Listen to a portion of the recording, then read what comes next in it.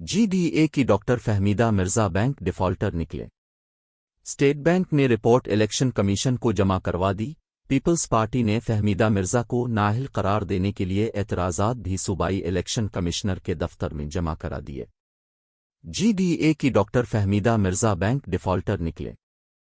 کراچی 29 دسمبر 2023 grand democratic alliance G D A کی سابق رکن قومی assembly doctor Fahmida Mirza bank defaulter نکلیں۔ اس حوالے سے اسٹیٹ بینک آف پاکستان نے رپورٹ الیکشن کمیشن میں جمع کرا دی۔ پاکستان پیپلز پارٹی نے فہمیدہ مرزا کو نااہل قرار دینے کے لیے اعتراضات بھی صوبائی الیکشن کمشنر کے دفتر میں جمع کرا دیے ہیں۔ اعتراضات پی پی رہنما سعدیہ جاوید کی جانب سے جمع کرائے گئے ہیں۔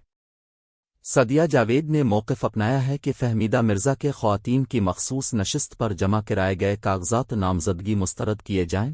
وہ 21 کروڑ سے زائد کی بینک ڈیفالٹر ہیں، لہذا بینک ڈیفالٹر الیکشن میں حصہ نہیں لے سکتے۔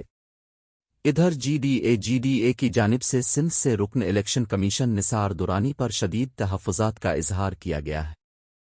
ترجمان G D A Saira Bano نے ایک بیان میں کہا ہے کہ نثار درانی لا ایسوسی ایٹ کی رکن سائمہ آغا کو پیپلز پارٹی نے مخصوص نشست پر امیدوار نامزد کر دیا۔ جی ڈی اے ترجمان سائرہ بانو نے کہا کہ سائمہ آغا کو سندھ سے خواتین کی مخصوص نشستوں پر نامزد کیا گیا ہے۔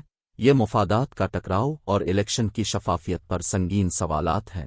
ہمیں چیف الیکشن کمشنر کی شفاف اور غیر جانبدار الیکشن کروانے کی یقین دہانی پر مکمل اعتماد ہے۔